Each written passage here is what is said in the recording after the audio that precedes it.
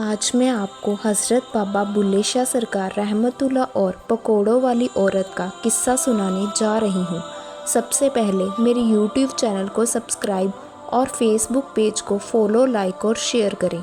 बाबा बुल्ले शाह जी फरमाते हैं, अल्लाह अक्सर इंसान में ही रहता है और इंसान उसे मस्जिदों, मंदिरों, शहरों और कस्बों में ढूंढता रहता है। आशिक और मशूक दोनों में बसता है और इश्क के दरिया से ही इसकी हकीकत को पहचाना जा सकता है। आज से 50 साल पहले की बात है कि मेला हज़रत बाबा बुल्ले शाह सरकार, जहाँ पर हज़ारों की तादाद में जायरीन हर साल निसार अख्तर पर आते हैं, वहीं इन जायरीन की सहूलियत के लिए मुफ्त आशिया बेचने वाले भी अपनी रोज़ी कमाने के लिए हर साल मुख्य इलाकों से कसूर में आते हैं। उन्हें दुकानदारों में 50 साल पहले एक पकोड़े बेचने वाली माई भी थी, जो हर साल हाज़िरी के साथ साथ अपना ठेला लगाती और अपना और अपने बच्चों के लिए त्रिशा इकट्ठा करती थी। उत्सव के मौके पर एक दिन पहले मौसम अचानक बिगड़ गया, तेज़ हवाएं चलने लगी और बाद में मूसलाधार बारिश ने हालातों को और ख़राब कर दिया। आर्जी दुकानें उड़ गई और लोग अपने घरों को लौट गए। माई पकोड़े बेचने वाली का कुल सामान 200 रुपये का था, जो बारिश की नज़र हो गया। अब उसके पास कुछ ना था।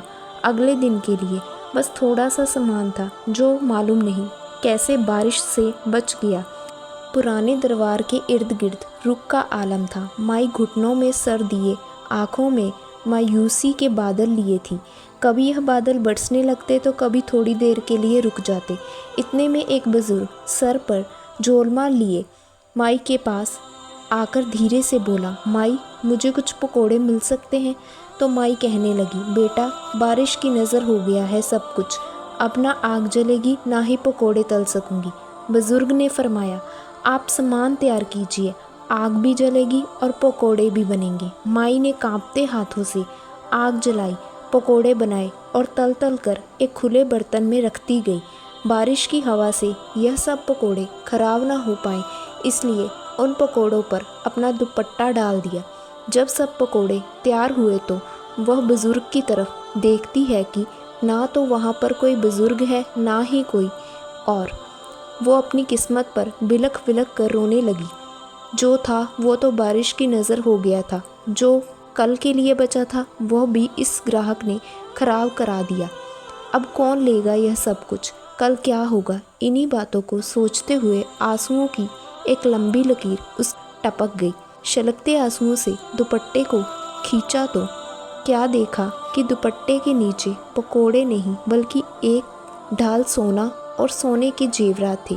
उसने आंखें साफ करके जब दोबारा देखा तो सोना ही निकला। उसने सोने को अपने पल्लू से बांधा और वहाँ से चली गई। थोड़ी दूर जाकर उसने देखा कि एक मिठाई वाले की दुकान पर एक पुरानी तस्वीर है और उसमें वही बुजुर्ग है जो ग्राहक बनकर आया था और पकोड़े लिए बगैर ही वापस चला गया था। फिर माई ने उस मिठाई वाले के पास जाकर उससे पूछा, यह तस्वीर किसकी है? तो वो कहने लगा, यह हज़रत बाबा बुल्ले शाह सरकार रहमतुल्लाह अलैह की तस्वीर है। माई सब मामला समझ गई। तो देखा आपने कैसे बाबा बुल्ले शाह सरकार ने उस माई की सहायता की। आपको यह स्टोरी कैसी लगी मुझे कमेंट बॉक्स में बताएं।